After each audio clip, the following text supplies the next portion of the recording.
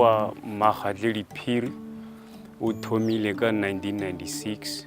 Re na le di-membera je 61. And then ha ke re mo tabeng ya dikgomo re na le 799 cattle. After I retire, we see that there is an opportunity that we can buy a farm. So I'm a pensioner now and also a farmer. Samuel is a good example of an emerging farmer. So he's a person who comes from a background where he was not involved in cattle, but he finds himself in the middle of cattle. When we met him, he had 37 animals. They're not good for meat, they're not castrated. You could see this guy is producing with no market in mind. One of the biggest challenges for beef production for smallholder farmers in South Africa is actually connecting with commercial markets. And so this project is aiming to link the smallholder farmers with a high-value, free-range beef product. Free-range beef is much more tastier. You've got no antibiotics, no hormones, and it's like farming in the old days. 2 years ago, there was no free-range cattle. And definitely we think it's a pulling market.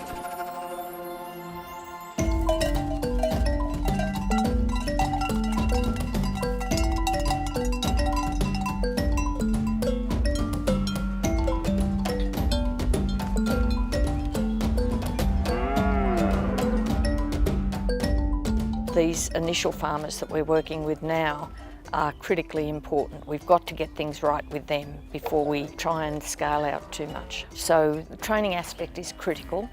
Our training was based on the specification of the retailer, and we developed a training learner guide that talks to everything from contracting to how the product is defined, the specification in terms of the meat quality, the production systems. We also learn about the nutrition in terms of the reproduction and also planning. When can you put the bull, the cows, so that you can get your calves at a specific time. So to us, that was a breakthrough. In the High Value Beef Project, we are selling our cattle through Cavalier. So every week we're releasing free-range prices, giving a price list to the farmers. For the free-range, we're paying the same price as the feedlot A grade. So there's an advantage for the farmer getting 5 to 6 rand more. What impresses me most about Cavalier is their absolute focus on quality. So this has been done in conjunction with the retailer, and they've taken a whole of value chain approach.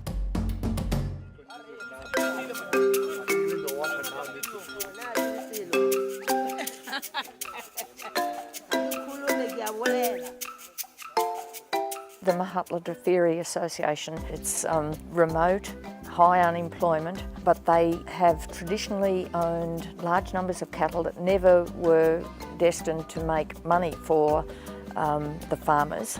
But now they have an opportunity to link with the high value markets with modification of their cattle production systems and a specific targeting of markets.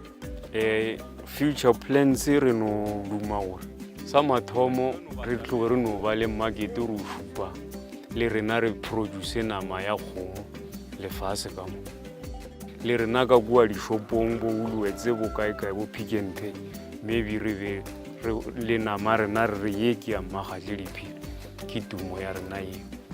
Bo mmele batjha tsanjo re ba be party ya programming le ba ke le legolo le gore e ka se be nte for e dominate ke banna fela go ba basadi fela.